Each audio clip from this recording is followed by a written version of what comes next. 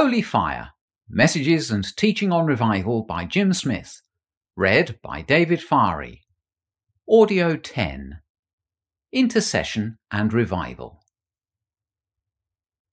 Of what infinite importance is the place the intercessor holds in the kingdom of God? Is it not indeed a matter of wonder that God should give men such power? Yet there are so few who know what it is to take hold of his strength and pray down his blessing on the world. Andrew Murray. Intercession is a living experience. It grows as we grow in understanding. It never stops growing, and there is always more to learn, as I have discovered over 40 years of doing it. This experience came to me as I was interceding, and it helped me a lot. It might help some as we move into our 31 days of prayer. The boat vision.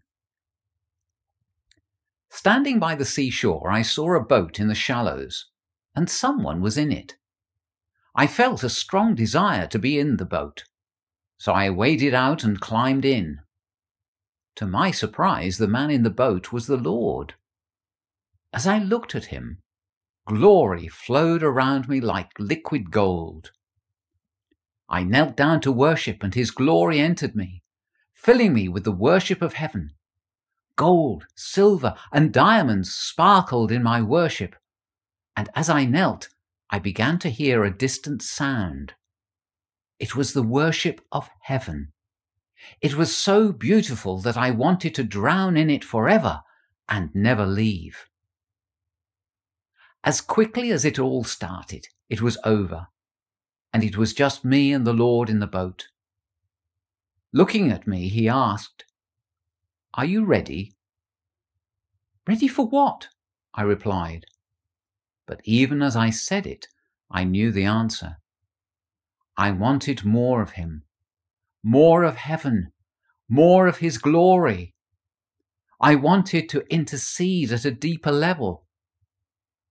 "It's a costly path," he said. "Okay," I said, "I'll pay." There has to be a desire in the heart of an intercessor to want to go to the deeper places to intercede for revival. The Spirit can stir and the Lord can call, but intercessors have to desire that call. The Lord does not force any to come to the deeper places. As we begin the 31-day journey, here are some words to reflect on. Maybe after reading them, some might turn back.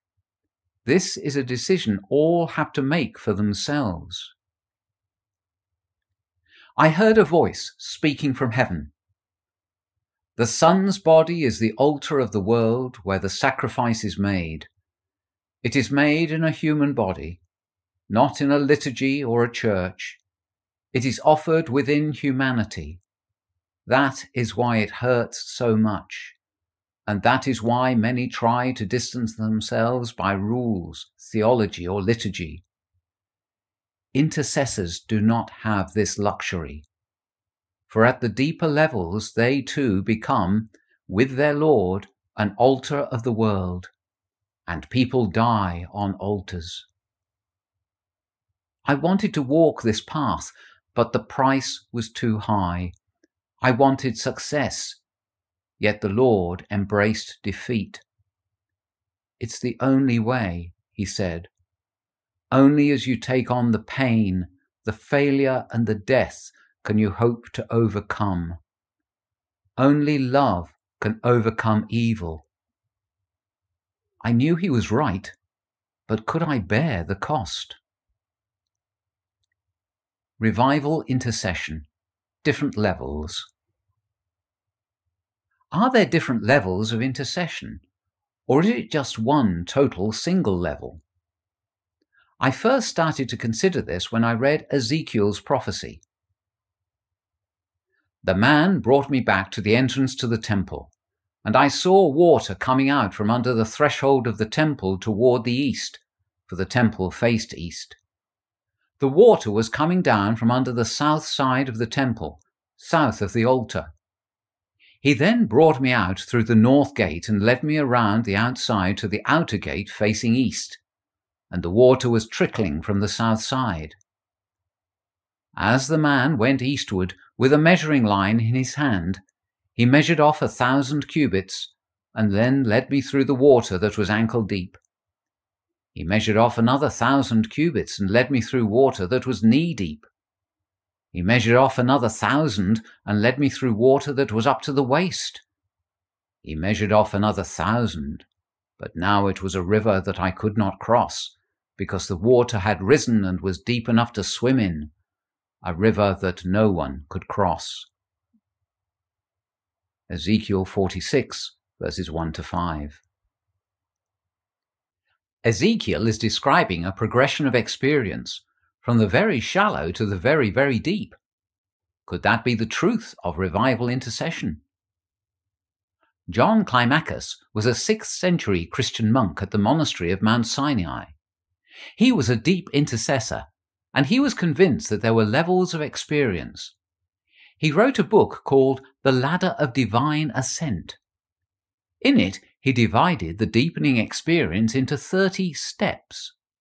Each one led the intercessor further into the heart of God. In the 16th century, another intercessor, Teresa of Avila, also outlined a progression of intercessory experience in her book, The Interior Castle. Each room of the castle led the intercessors nearer to God, deeper into his heart. Deepest level, the ocean of sorrow. These are two very powerful intercessors, and there are others who would describe similar experiences. There appear to be levels, and the deepest is very deep. Here we intercede for revival. Interceding in this way is not a game. It is very tough. My understanding is that anyone can come here, but few do. Either they do not realize that there is a deepest level, or because they are too afraid to come because the price is too high. St. Paul of the Cross, a 17th century Italian, wrote this: "We must contemplate Jesus engulfed in an ocean of sorrow to save us from the eternal abyss." Many do not want this level of commitment. If we are going to move at the deepest level and urge revival, then the ocean of sorrow will be the place where we will swim, and not a lot of people want to do that. Why bother? What can we hope to achieve?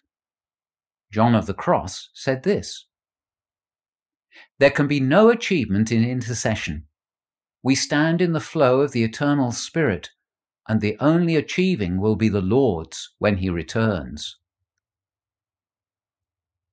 If we enter the deepest level, it has to be on the understanding that getting some satisfaction in return for our service is not the way to progress. We have to accept that all we can achieve is to be there.